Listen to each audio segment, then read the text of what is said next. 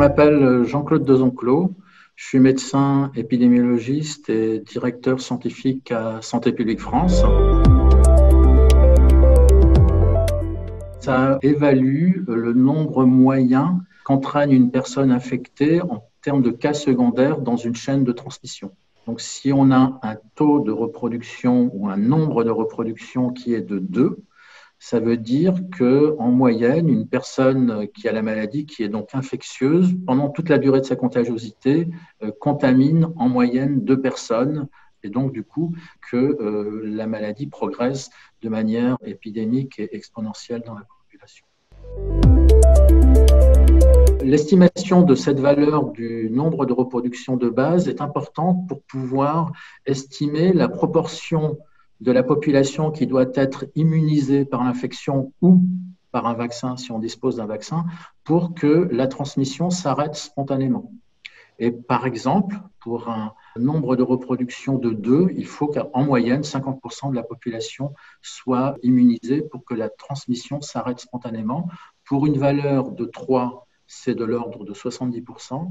Pour une valeur de 15, qui est le nombre de reproductions de base de la rougeole, il faut 94% de la population qui soit immunisée. Donc, cette valeur permet de planifier, de programmer la dimension des mesures de contrôle et de prévention.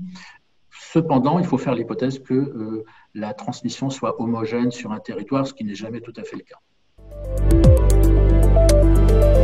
Le R0, le nombre de reproductions de base, estime le potentiel de diffusion d'une nouvelle épidémie, d'une nouvelle maladie infectieuse dans une population complètement susceptible et dans laquelle il n'y a pas de mesure de contrôle appliquée encore. Donc ça se mesure au début de la diffusion, quand la courbe épidémique décolle.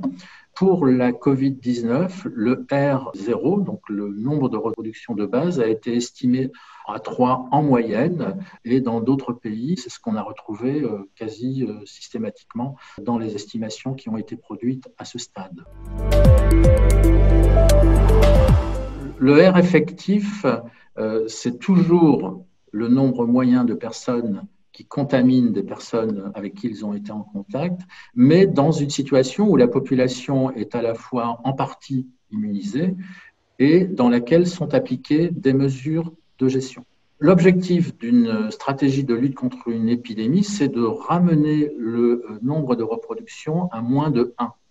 Le R effectif est mesuré régulièrement pour estimer si les efforts de prévention et de contrôle qui sont mis en place ramènent ce R effectif à moins de 1, puisqu'un R effectif à moins de 1 indique que chaque cas génère en moyenne moins d'un cas dans les chaînes de transmission et que du coup, l'épidémie diminue progressivement pour après s'éteindre naturellement.